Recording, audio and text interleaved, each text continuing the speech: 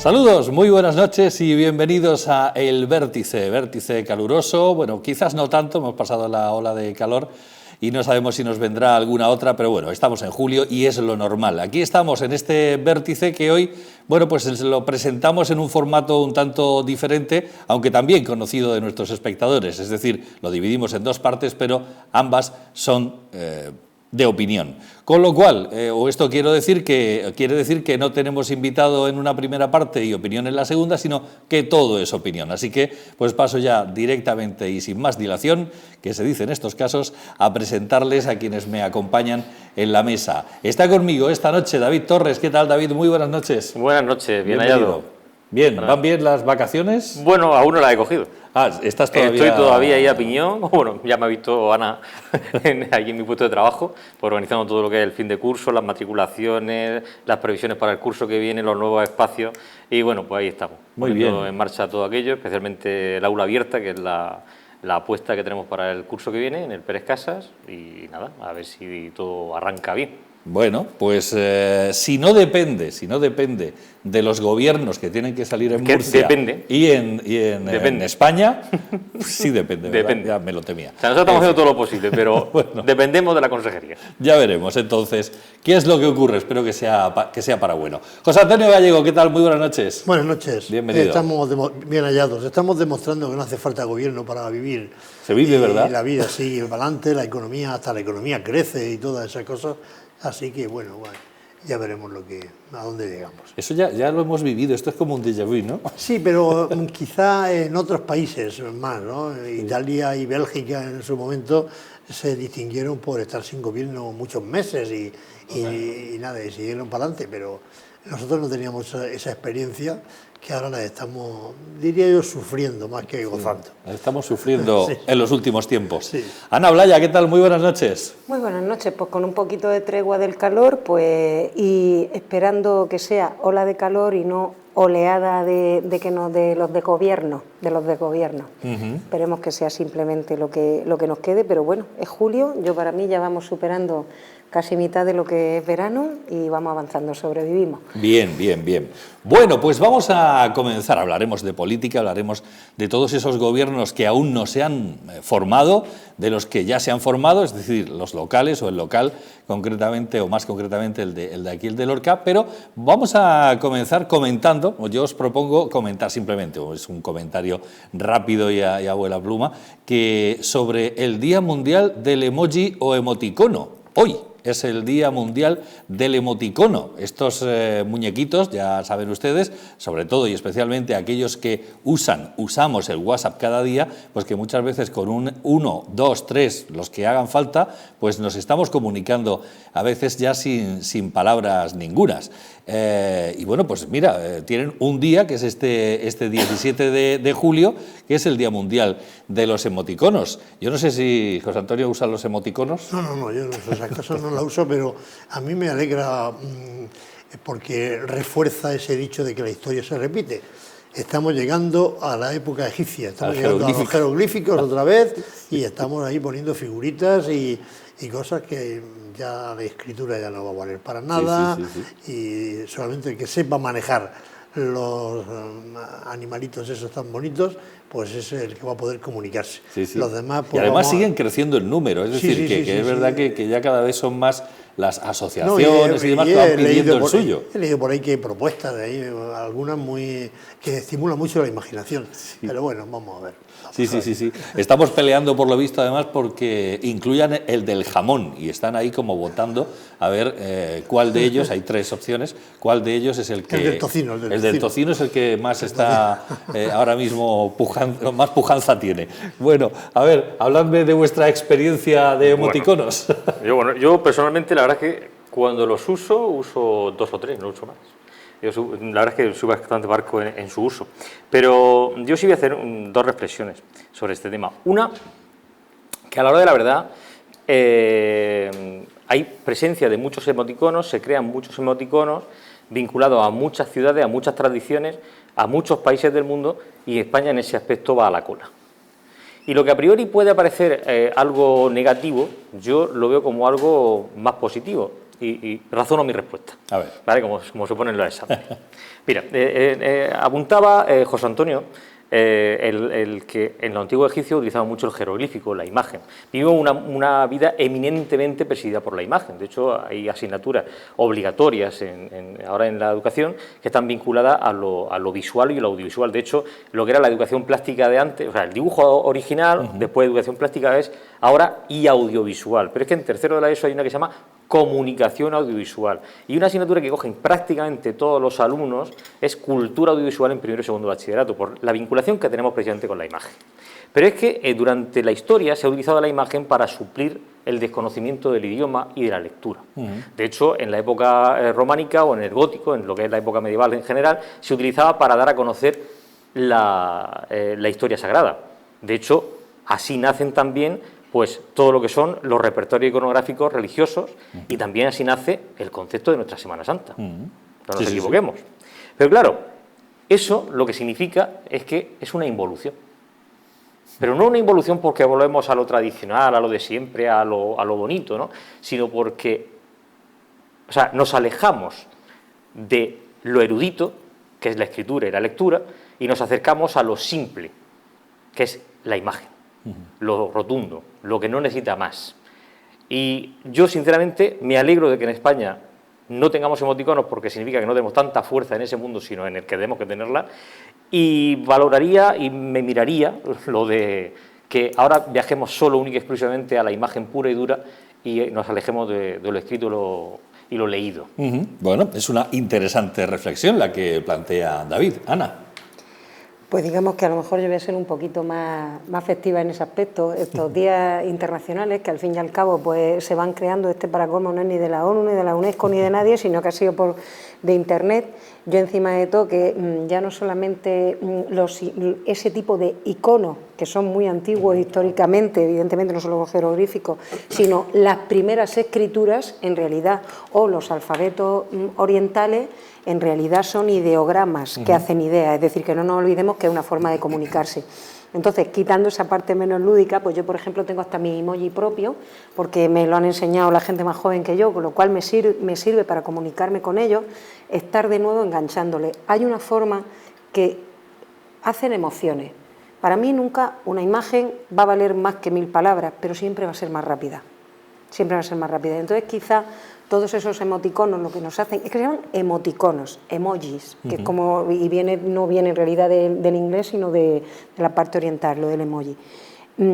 Intentan buscar que sea flashes más rápidos de nuestra vida cada vez más rápida. Entonces, está claro que es un día en el que pues muchos niños y días internacionales que los ocupamos con algo que quizá no tenga mucho contenido, pero en segunda lectura pues sí puede ser que sea el futuro de una comunicación. Y lo bueno que tenemos es que determinadas iniciativas, como fue el Esperanto, de un lenguaje universal, no fracasó y curiosamente, sin tener esa parte tan ambiciosa, unos pequeños muñecos amarillos, y a mí que no me quiten la gitana, que la tengo de casta, la gitana con su traje faralaes, que esa la tengo de casta, que suele ser la que más pongo, que no me la quiten, que esos son de esos signos muy nuestros que se colaron ahí y que sigan, pues curiosamente consiguen que yo pueda ponerle un emoji y transmitirle una emoción o algo, una espera a una persona que no me entendería en otro idioma. Con lo cual habrá que no que montarse al carro, sino que luego, atrayéndolos desde ahí, podamos seguir con nuestra palabra y nuestra comunicación. Pero eso es muchísimo más rápido. De hecho, si no estoy yo confundido, puede que sea una noticia de hace un año, a lo mejor coincidiendo con este día, pero en fin, echando mano del disco duro que no está demasiado recalentado todavía al sol, creo que se ha llegado a escribir un libro con emojis, solamente, con emoticonos, o sea, ni una sola palabra, solamente con los emoticonos y que lógicamente puede entender todo el mundo. Sí, un pictograma, al fin y al cabo. De hecho, la primera escritura es la escritura cuneiforme, que son una serie de incisiones en unos bloques de arcilla que han sobrevivido gracias a que los archivos donde se guardaban fueron incendiados y esa arcilla pasó a ser cerámica y por lo tanto lo tenemos en la actualidad y es la primera escritura de la historia, la escritura cuneiforme, porque se iba con un estilete, se iba marcando sobre un bloque de arcilla. Sí. No, siempre decir que estaría muy contento Nube Roja y Toro Sentado y los Sius y los Alapajoes y tal, que cuando sus nubes se elevaban al cielo, pues mandaban unos mensajes también por el espacio. Estaría muy bien. Una especie de Morse, ¿no? Era aquello de las, de las nubecillas. Buscamos siempre comunicarnos de la manera más sencilla y más rápida, y efectivamente desde todas las culturas, desde ese cuneiforme, es decir, que no nos creamos que evolucionamos tanto, pero claro, que habrá que ver las nuevas generaciones. Yo hemos sido pensando que esto es parte de una involución. Bueno, pues ahí está, es una opinión, que es lo que estamos dando. Bueno, la pregunta siguiente o el tema siguiente, luego ya iremos descendiendo, porque vamos a ascender y mucho ahora mismo. Nos vamos ni más ni menos que a la Luna. Hasta la Luna nos vamos, porque estamos de aniversario, 50 años. Hace ya que se puso el pie en la Luna, en nuestro satélite, y bueno, pues la pregunta sería, ¿qué hacíais vosotros aquel día? No sé, igual alguno ni había nacido. Alguno ni había nacido, ¿no?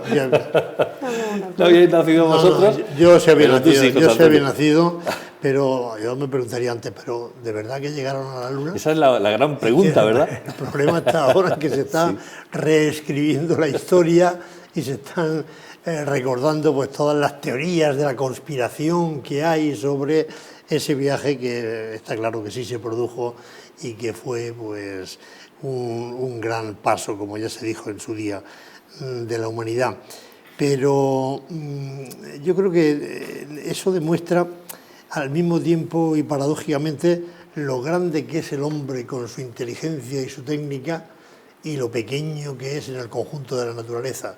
El haber llegado a la Luna, que estaba lejísimos para nuestros antepasados, que ahora está tan cerca, pero que se da cuenta que la Luna es ahí mismo, que hay un más allá, ya estamos pensando en ese otro más allá, en la inmensidad del universo. Y yo creo que ahí es donde se funden la técnica con la filosofía. Entonces, estamos ¿en qué mundo estamos? ¿A dónde vamos? ¿De dónde venimos? ¿Qué pequeño es el hombre? A mí todas esas preguntas en las que me han siempre, desde que se inició la carrera espacial en sus días, en las que siempre me han motivado, porque el hombre siempre quiere ir más allá en el espacio y en el tiempo, pero al final todo eso demuestra su infinita pequeñez. Eso es las reflexiones que a mí me producen estos acontecimientos que, insisto, para la humanidad pues han sido un gran paso, y me alegra que ahora se esté hablando otra vez, que para dentro de un par de años o 3 se van a reiniciar esos viajes, que son costosísimos, pero yo creo que son más baratos que las carreras nucleares y las carreras de las armamentísticas y todo eso que hay por ahí, porque eso es mucho más eficaz que los dineros de los que los tienen se gasten en esas cosas, en esas investigaciones, que en otros inventos diabólicos. Está bien. Muchos temas ha planteado José Antonio para filosofar, precisamente, para plantearse. A ver, bueno, vosotros que no habíais nacido, ninguno de los dos, en el año 69, que es cuando mucho menos.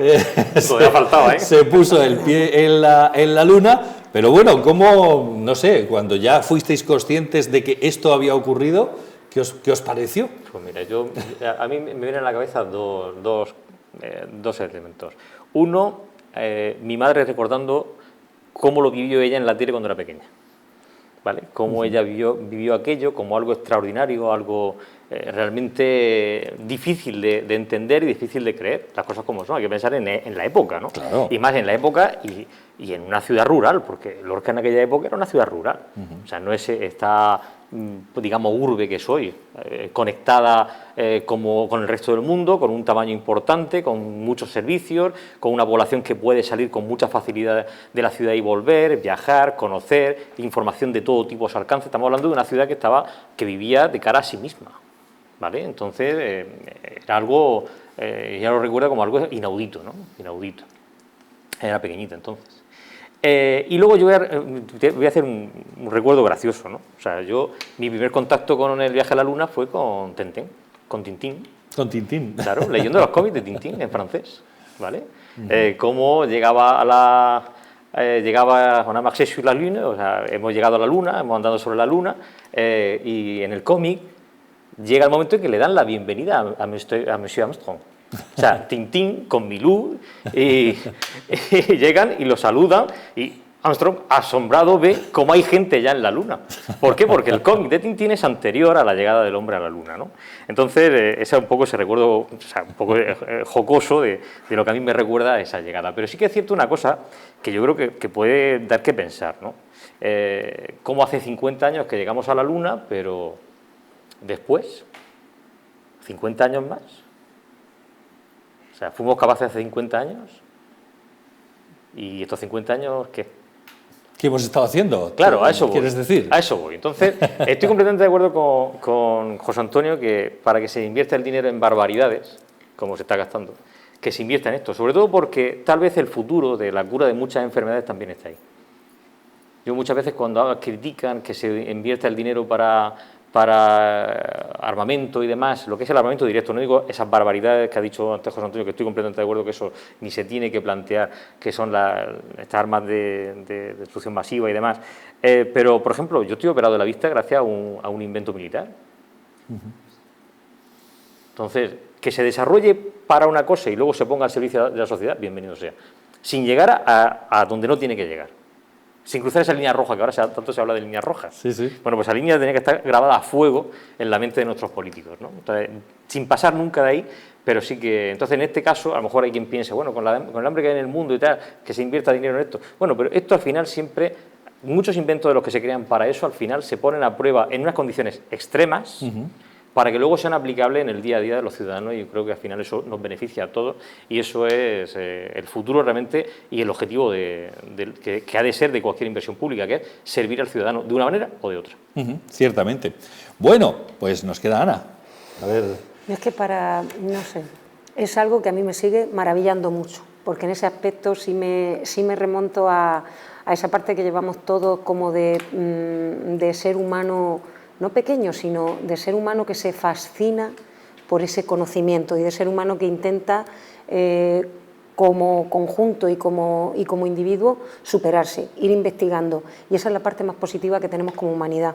Y fue capaz de ir a buscar hacia allá, hacia el universo, qué hay más allá. Entonces a mí siempre me ha parecido, entre lo mágico de lo épico o místico y lo científico, lo totalmente científico, que en un momento dado esas personas, pues yo evidentemente ahora ya que están diciendo que eso fue una película, que fue mentira, que no sé qué, que tal, sí, ya, pero muchas cositas de las que tenemos aquí ahora, de aviación, de fuselajes que llevamos en aviones y tal, pues viene de toda esa investigación, tanto de la NASA, y no nos olvidemos en aquella época todavía, telón de hierro al otro lado, que primero, efectivamente que Milú le tuvo que dar a Armstrong, porque no fue la perrita laica la primera que dio la vuelta, es decir, que primero mandamos a otro tipo de animalito, es decir, no sé, que esas carreras espaciales a mí me parece esa superación a la humanidad, con todos los reparos que podamos tener hacia ellos, y que ahora queramos decir, vamos, que uno fue el que grabó lo que estaba allí, que lo del pie es mentira, vale, pues me parece muy bien, que curiosamente anoche me recogía con una niña y entonces nos paramos y les dije, mirad, digo, dice la luna, eso es la fase de la luna, digo, no, digo, es el eclipse. Digo, ya veréis cómo luego, digo, porque si ayer era luna llena, y entonces las niñas me daban la réplica y hablando, y entonces una va y me dice, bajó con el pie izquierdo, y me llamó mucho la atención, que dije, pues coña, digo, pues estas yo no había nacido, pero estas que ni estaban en proyecto, digo, que bajó el hombre con el pie izquierdo, digo, bueno, da lo mismo, digo, pues sería que primero apoyó, yo qué sé, bajando la escalera, el que le tocaría. Entonces, no sé, ese tipo de cosas que vamos transmitiendo, y esas niñas que aunque pueda parecer que es una anécdota, es ese futuro, que claro que sí que vamos a tener más mundo, y que va a tener esa investigación la cura de muchas cosas, claro, materiales y cosas, vamos a ver, que se deje de invertir en armas y se empiece a invertir en armarnos a nosotros, pero por dentro. Muy Entonces, bien. me parece muy bien. Muy bien, pues nada, estupendo los mensajes los que estamos dando esta noche. La llegada del hombre a la Luna, parece ser que ahora, pues la carrera que por aquel entonces, hace 50 años, estaba solamente pues entre esas dos grandes potencias, los Estados Unidos y la Unión Soviética de aquella época, bueno, pues ahora ya hay más países que se han sumado a esta carrera, la carrera hacia el espacio, como es Japón, como es China, como es la India y también, por supuesto, Europa. Ya no diremos un país, sino pues toda Europa también está ahí con esas investigaciones y con esos astronautas y con todo lo que ello implica también para tratar de conquistar el espacio, quizás como vía de escape al desastre que la humanidad está haciendo en este planeta. No lo vamos a ver, evidentemente, pero también por ahí pueden ir los tiros, al hilo también de la reflexión que hacía José Antonio hace un momento, ¿no? Y curioso un detalle. Por lo que decía, la incorporación de la Unión Europea a esta investigación, cómo se vuelve a crear una bipolaridad. La Unión Europea con Estados Unidos. O sea, Occidente se vuelve a unir frente al resto. O sea, decía antes del telón de acero, tal, hay cosas que se repiten y cosas que se mantienen, con otro aspecto, con otra estética, con otra idea, con otros elementos que subyacen detrás, pero se mantienen y se repiten. Sí, en realidad todo se mantiene y todo se repite. El otro día no sé quién lo decía sobre el Quijote, precisamente, que como en el siglo XVI este hombre, don Miguel, pues fue capaz de plasmar en aquella novela aspectos del género humano, digamos, que están en plena vigencia. Sí, claro. O sea, que es universal.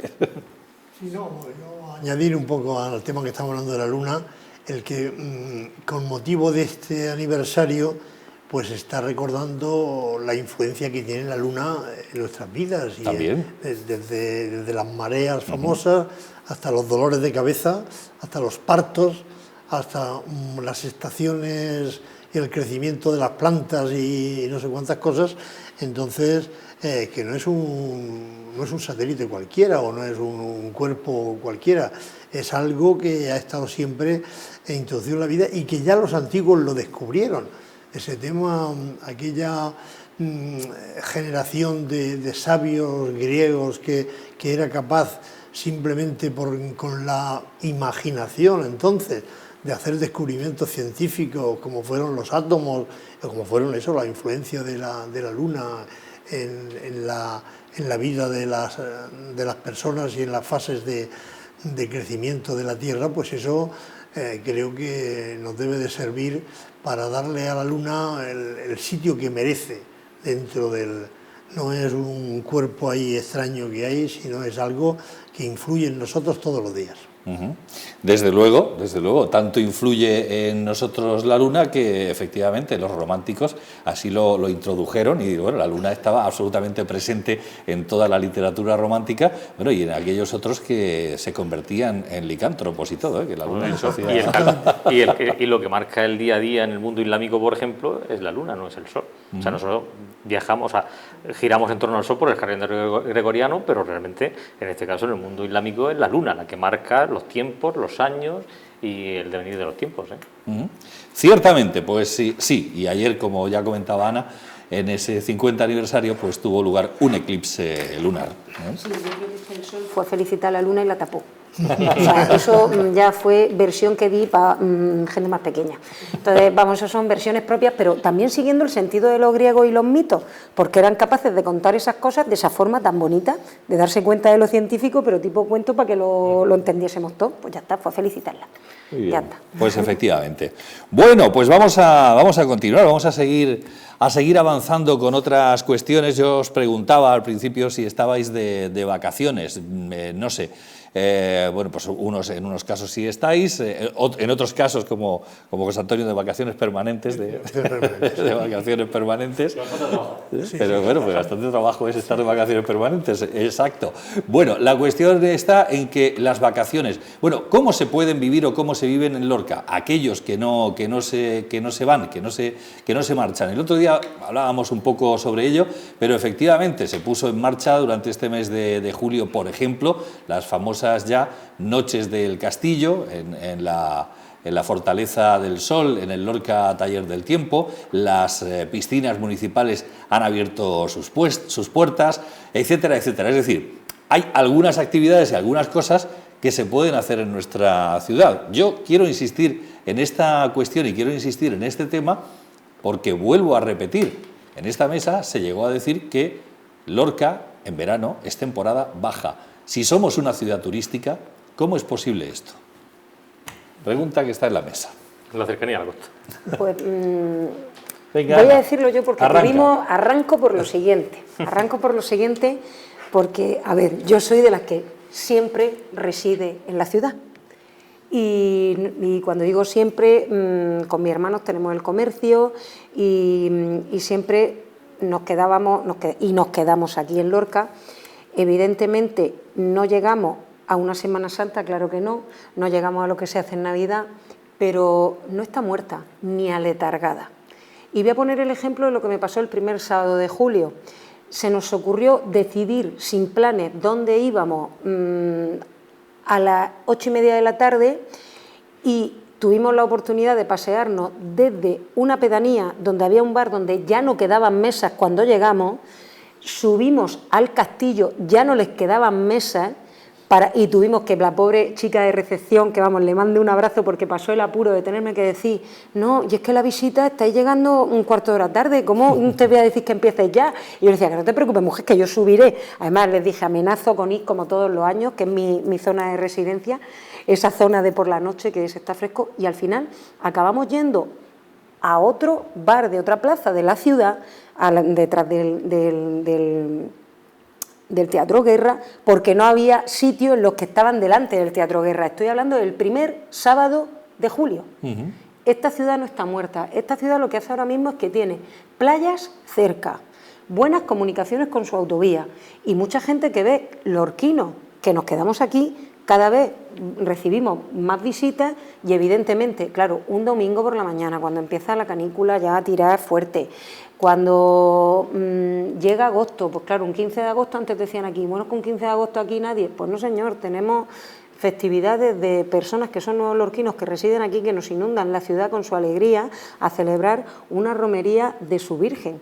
Es decir, es algo que dices tú, no, la Lorca que yo conocí hace 25 años no es la de ahora, si bien no es la de hace 8 años, pero me niego a decir que está muerta y hay muchas cosas que hacer, variedad sobre todo porque puedes moverte aquel que tenga vehículo o si no pasear desde las terrazas que están abiertas, desde Avenida Europa hasta La Viña, que tienes terrazas abiertas en las zonas de pedanía, lo que es la Alameda, que da gusto pasearla con sus chiringuitos tradicionales, que tiene varios, es decir, sus merenderos, y el gusto, y que te matas para pillar una mesa, y que vamos a ver, que a mí me da alegría, aunque luego me agarre el cabreo de decir que me voy a mi casa.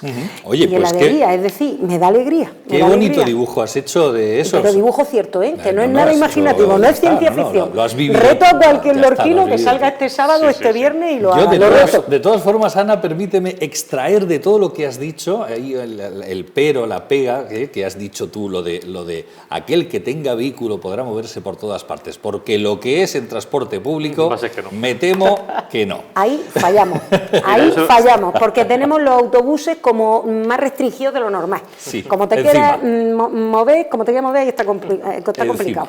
Pues eso. A ver, José Antonio. Pues yo en eso voy a ser un poco más, voy a poner un poco de sordina al tema, que me parece muy bien la visión de Ana y además es real y es así, pero luego también hay otros lorquinos que no tienen vacaciones. Hay un grupo, unos porque no pueden y otros porque trabajan. Recordemos que Lorca es una ciudad eminentemente agrícola y los trabajos del campo en esta época están a tope, están las cosechas por ahí dispuestas a ser recogidas. Entonces, otra de las cosas que echamos en falta algunas veces son ese tipo de actividades ya menos lúdicas, pero sí que faciliten ese trabajo de la gente que no se va de vacaciones y que se le faciliten, pues bueno, desde el transporte público, efectivamente es un lunar que hay ahí que tiene una solución nada más, pero bueno, ya podremos hablar alguna vez de ese tema. El asunto está que no olvidemos a que todos esos escolares que durante 3 meses, casi 2 meses y pico en el verano, deambulan por ahí, por las casas de sus padres y que no son capaces de ir a un sitio concreto, en eso sí tienen que las autoridades públicas deben de procurar una serie de actividades que los ocupen. porque eso creo que es bueno para la salud, no ya solo física, sino también mental y sobre todo para la salud ciudadana. En eso debían de preocuparse un poquito más, ahora que se van teniendo más medios en estas instituciones públicas, que se puedan, no sé, estrujar un poco los cerebelos para que se busquen actividades que sean al mismo tiempo lúdicas, formativas y entretenidas. Bueno, esos son los clásicos campamentos de verano. Sí, pero son tan restringidos, llegan a tan poca gente que yo creo que se pueden hacer muchas más cosas aparte de eso, ¿no? Y alguna vez se intentó pues aquellos programas de animaciones de calle y tal, y animaciones de barrio, aunque existen ferias y fiestas en determinados barrios, porque en esta época estival son las fiestas de muchos barrios, pero yo creo que habría que hacer algunas actividades más, pero en fin, eso es difícil a veces, cambiar la inercia, cambiar las costumbres de la gente, pero alguien tenía que pensárselo y repensarse. Bueno, pues ahí está, dicho el mensaje para quien lo quiera recoger. David. Bueno, yo pienso que Lorca no está tan dormida como se pueda pensar, pero yo creo que lo que sí tiene es un gran problema en general en todo lo que se hace, porque se hacen muchísimas cosas, ya no solo ahora en verano, sino durante todo el año. El gran problema de Lorca es la comunicación. La comunicación. O sea, no puede ser que 3 instituciones a la misma vez en el centro de la ciudad estén organizando un evento y que al día siguiente no haya nada y al siguiente 5 cosas. O sea, que no hay comunicación entre instituciones y entre colectivos. Y yo lo he dicho muchas veces, tenemos 600 funcionarios en el ayuntamiento, creo que uno, que alguno habrá medio desocupado, se le encargará una agenda institucional, una agenda municipal. Una persona encargada de que yo, que soy la asociación de vecinos de tal sitio, yo llame y diga, queremos hacer esto por tales fechas. Porque hay cosas que no se pueden cambiar. O sea, tú no puedes cambiar que el 8 de septiembre es la Virgen de la Huerta, que el Viernes Santo es el Viernes Santo, que el 23 de noviembre es San Clemente. O sea, hay cosas que no se pueden cambiar. La Navidad es cuando es.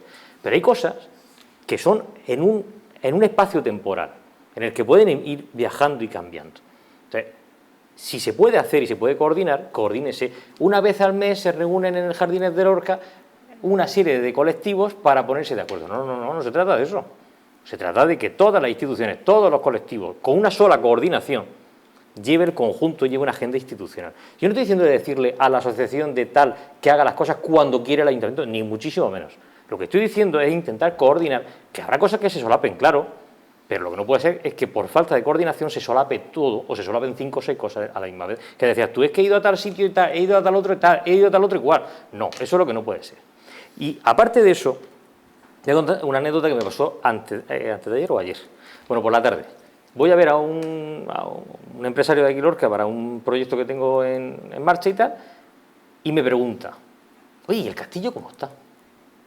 Digo, ¿cómo que cómo está? Y dice, sí, dice, yo que hace muchísimos años que no subo, sé que lo arreglaron, lo dejaron muy bien, pero después no he vuelto. Claro, entonces eso te hace pensar que una persona que es empresario, que acaba a las tantas, de sol a sol en su empresa porque tiene que sacarla para adelante, y resulta que no es consciente de la actividad que hay en el castillo. Que porque se ponga en Twitter o se ponga en Instagram, eso no es publicidad. Que porque pongas 4 carteles por los comercios de Lorca, eso no es publicidad. O sea, hay que buscar fórmulas de llegar al ciudadano e informarle de lo que hay. Lo que no puede ser es que la gente vaya por la calle y diga, ¿qué es lo que se oye? Y que sea el cine de verano de la Plaza de Calderón. Que la gente se pregunte, ¿y eso qué es? Eso significa que, bueno, si eso pasara de forma puntual, dice, venga, este señor vive en una cueva y no se entera. No, estamos hablando de que eso es lo que se oye habitualmente. Entonces, aquí hay que hacer un ejercicio de introspección y decir, vamos a ver, ¿cuál es el problema? El problema es de comunicación. Yo estoy convencido de que en Lorca hay un problema de comunicación, de información. Y hay que buscar fórmulas. ¡Ay! Han puesto una exposición en tal sitio y no te he visto. De hecho, suele pasar mucho aquí, claro, el atoro pasado. Es decir, claro, que hubo esto el otro día. Claro. Pues no me había enterado. Ah, eso vamos. Pero entonces está dándome la razón que el problema es de comunicación. Sí. ¿Vale? Entonces, al final hay mucha actividad, pero si no se informa, no se sabe. Y por lo que ha dicho antes José Antonio, que tiene toda la razón del mundo, que hay muchos jóvenes pululando por la calle porque o no saben qué hacer o no tienen nada que hacer, yo tengo que decir que aquí hay una institución a la que en los últimos años no se le ha hecho mucho caso o incluso se ha intentado evitar escucharla, que es el Consejo de la Juventud. Y algo tendrá que decir, digo yo, ¿no? El Consejo de la Juventud está compuesto por un conjunto de asociaciones juveniles de la ciudad. O sea, de los jóvenes que se preocupan por su pedanía, por su colectivo, por su institución, porque son secciones jóvenes de instituciones, como pueden ser las cofradías de Semana Santa, de San Clemente, de los mozos del convento, y resulta que todos esos tienen una inquietud y tienen unas preocupaciones. Y no lo escuchamos, algo no funciona. Habrá que plantearse eso. Pues yo entiendo que no va a cazar al lazo a los jóvenes por la calle para decirle, oye, ¿tú qué? Oye, ¿tú cuál? Pero si tienes una institución que existe, que reúne a una variedad importantísima de colectivos, de todas las ideologías, de todos los gustos, de todos los orígenes, de pedanías, de ciudad, de colectivos religiosos, no religiosos, civiles, de todo tipo. Vamos a escucharlo y vamos a intentar a ver qué es lo que demandan. Y a lo mejor así no van a estar pues, en un banco comiendo pipas en el mejor de los casos. Ya, eso es. En fin, el eterno tema. Esto se repite una y otra vez. Es la historia que se repite de continuo. Y poco se avanza, la verdad, es que poco se avanza. Nos quedábamos en el siglo XVI o antes. Y seguimos dándole vueltas. Dale perico al torno, que decía aquel.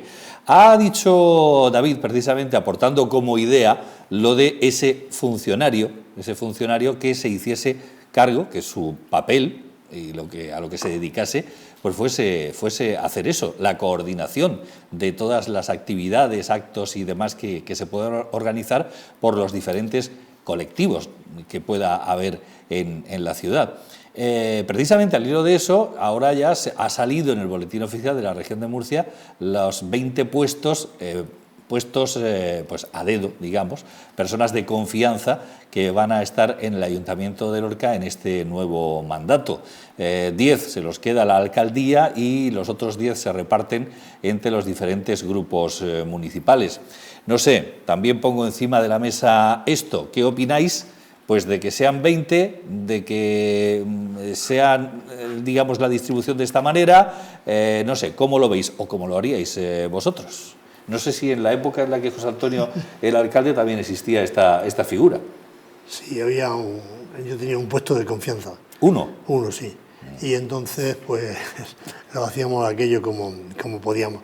A mí me parece bien que se contraten a determinadas personas, pero el problema está en la función que tienen que desempeñar esas personas.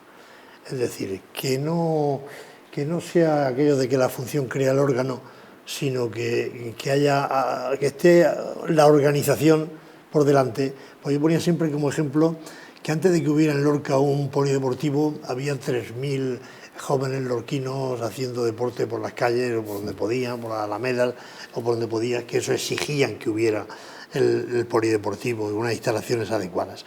La solución está en que eso que se hablaba antes de la coordinación sea capaz de centralizarse en torno a actividades concretas, teniendo en cuenta también las características geográficas y también sociológicas de Lorca. Es decir, no pasa nada que haya una fiesta en Zarzadilla de Totana y otra en el barrio de San Cristóbal y otra en Almendricos en el mismo día, pero que haya actividades suficientemente adecuadas para todos, y que esas fiestas que se hacen en determinados sitios podrían ser también itinerantes, porque a lo mejor les interesa a otros vecinos. Yo hablaba en mis tiempos del auto de los Reyes Magos de Zarzadilla de Totana, porque eso no se llevaba a más sitios. Había un cierto recelo y una cierta resistencia a mover ese tema, pero a lo mejor eso interesaba que lo conocieran también en Almendricos, o que lo conocieran en La Hoya, o lo conocieran en la parroquia. Y así como eso, otras actividades, porque otra cosa son las fiestas propias y tradicionales de cada sitio, que yo creo que eso hay que fomentarlo. Pero hay que hacer también actividades, estamos hablando de la época vacacional, actividades que sean adecuadas para el sitio donde están, y que eso no colisiona en Lorca. La diversidad geográfica de Lorca hace que pueda haber diversas actividades en el mismo sitio. Lo que no puede ser es que todas las actividades tengan que ser en la Plaza Calderón, por ejemplo, o en el Centro Cultural o en cualquier sitio. Bueno, pues con esta deriva que ha cogido José Antonio con respecto a lo que yo había planteado, volvemos otra vez a los de confianza, que él ya nos ha dicho que tenía solo uno. Hombre, quizá ahora en el tipo de municipio que tenemos, es decir, respecto a si comparamos con los cargos que había antes o los que hay ahora, pues creo que se queda, por lo que he podido mirar, se queda similar a lo que había. Y en cuanto a las retribuciones, porque ya por curiosidad miré el boletín oficial de la región de Murcia, si se ha exigido que ese catálogo de puestos sea, porque claro, como ya somos un gran municipio, José Antonio hacía lo que podía, teniendo aquella extensión territorial que era la misma que tenemos ahora, pero claro, no con la situación organizativa que tenemos. Entonces, claro, hay de los 10 que vi que el alcalde de la alcaldía toma, pues hay un jefe de gabinete, otro de protocolo tienes un jefe y un auxiliar, de no sé qué, es decir, y a cada uno le han asignado su categoría según bastante transparencia, incluso aquel que quiera que mire el boletín del 15 de julio de 2019, de este lunes, que puede observar hasta los complementos dinerarios que se le van a dar, que esa es la diferencia.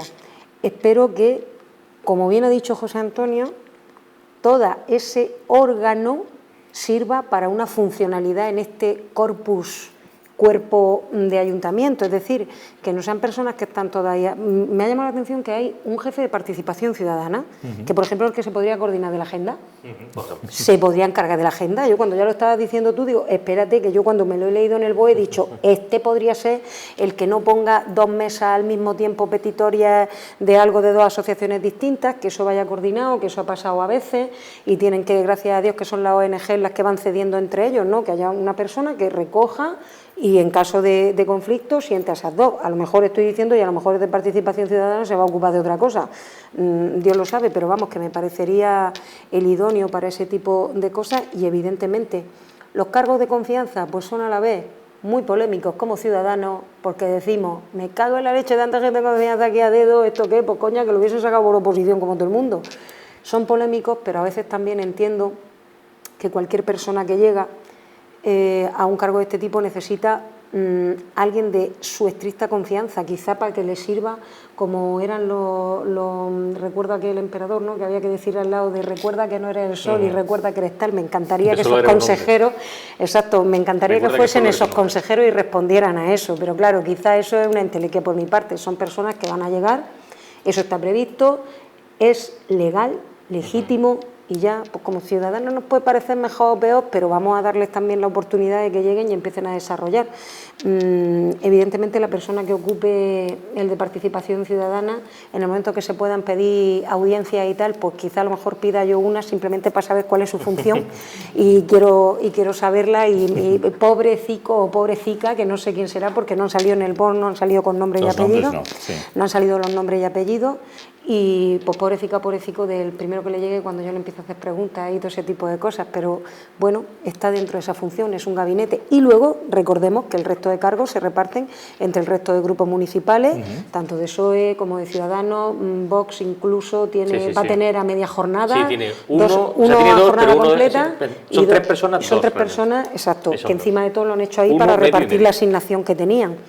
Entonces, no sé, vamos a verlo funcionar. Hombre, que te choca visto así de golpe, te dicen 22 personas, claro, pero ¿alguien recuerda esta misma noticia en la legislatura anterior? No sabíamos a lo mejor cuántos, y estuvo publicado y al mismo tiempo, no sabíamos cuántos. Y seguramente eran los mismos. Y seguramente eran los mismos, a ver, seguramente eran los mismos, me puedo estar equivocando en uno o en dos, y a lo mejor en su forma de tenerlo o dados de alta media jornada o lo que sea, como lo que hemos visto, y en el tipo de grupo y asignándole el puesto de categoría. Pero ahora ya lo tenemos ahí en el BOI y ojo, en su momento también salió en el bono.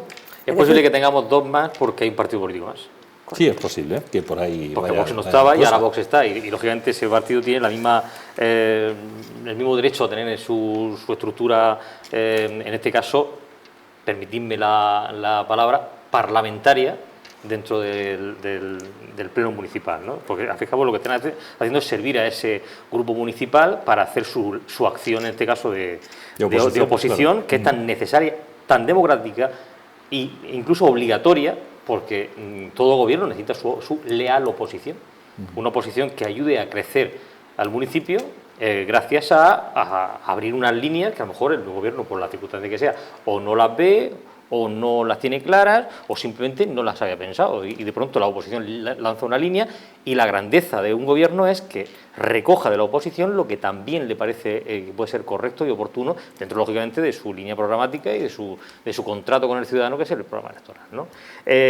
A mí no me parece ninguna barbaridad, sinceramente. Ahora estamos en un punto en el que parece que todo nos parece fuera de lugar. Yo, para un municipio de casi 100.000 habitantes, en el que estamos hablando que la mitad de los cargos se reparten en la oposición y la otra mitad para el gobierno, yo no lo veo ninguna barbaridad. El jefe de gabinete famoso, el famoso jefe del staff, en su momento nació con Miguel Navarro, y la gente cuando veía, es el jefe del staff, decía, sí, ¿eso qué es? ¿Vale? Y ya, bueno, eso llegó para quedarse, después lo tuvo Paco Jover, lo tuvo Pencho, y ahora también está aquí el jefe de gabinete, ahí está, ¿no? Y creo que es necesario, al fin y al cabo, porque alguien tiene que coordinar la alcaldía, que no es el alcalde solo, que es el conjunto de todo lo que tiene que coordinar la cabeza del ayuntamiento, como presidente del ayuntamiento y como alcalde de la ciudad, que son dos cosas que a lo mejor pueden parecer iguales, pero no son exactamente iguales, ¿no?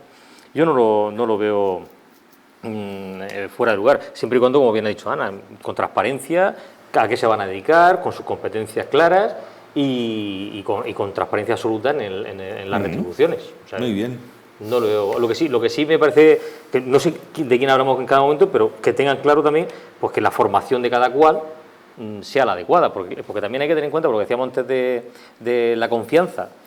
Sí, porque meter a mi primo, a mi vecino, a mi cuñado... No, pero espera. Sí, por eso. Jefe de prensa. Por el hecho de ser pero no que yo soy de derecho, que sea la jefa de prensa que la voy a liar parda. O sea, que es que, vamos a ver, la voy a liar parda. Y que sea de tu confianza. Eso es importantísimo, porque ya no hablamos de que lo que se va a hablar no puede saberlo nadie, no. Es que a lo mejor resulta que se están dando un camino en una línea en el que es importante la discreción para llegar al objetivo. Y resulta que si luego resulta que eso se da a conocer a medio camino, pues resulta que a lo mejor esas negociaciones se ven frustradas porque otro municipio coge la delantera, porque otro partido lo lanza a la prensa para entorpecer la acción de gobierno, y por lo tanto, al final, los grandes perjudicados son los ciudadanos. Entonces, esto hay que tenerlo en cuenta, que no se trata de proteger para que no se sepa, no, se trata de dar lugar a que proyectos salgan hacia adelante para que nadie pueda torpedearlos. Desde luego. ¿Querías añadir algo, José Antonio? Hay que ser muy moderado con estas cosas, hay que ser muy moderado y no pasarse, porque aquí quien tiene que trabajar es el alcalde y los concejales, tanto en el gobierno como en la oposición, son los que tienen que trabajar, tienen que patearse la calle, tienen que estar en los sitios, tienen que tener las ideas y tal, y que efectivamente la oposición tiene que hacer propuestas y tal en pro de la gobernabilidad o de la buena marcha del municipio. Pero claro, es que a veces la oposición es un poco reacia a hacer propuestas, porque al final el que se lleva los aplausos es el alcalde. Porque tú haz las propuestas que quieras, pero al final soy yo el que las hace. Pero quien gana beneficio es el ciudadano. Sí, bueno, exactamente. Permitidme un momento, vamos a hacer un pequeño alto en el camino. Nada, volvemos enseguida, no se muevan de donde están porque seguimos con la opinión aquí en El Vértice.